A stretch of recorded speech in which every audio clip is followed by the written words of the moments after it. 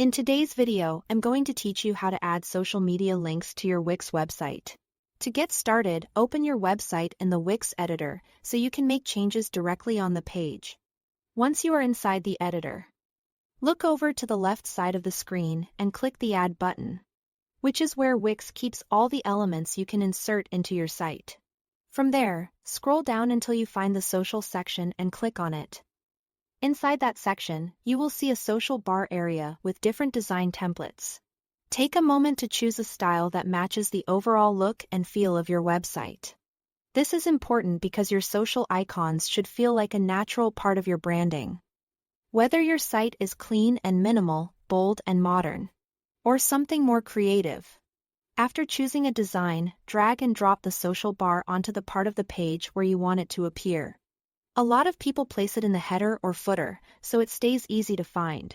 But you can also add it to a Contact Us section or anywhere else that makes sense for your layout. Once the social bar is in place, click on it directly on your page. A button will appear that says Set Social Links.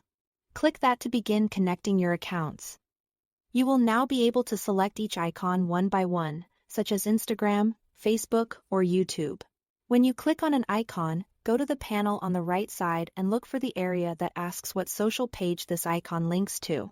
Choose web address, then paste in the full URL for that social media profile. You'll also see an option to choose whether the link opens in a new window or the current window.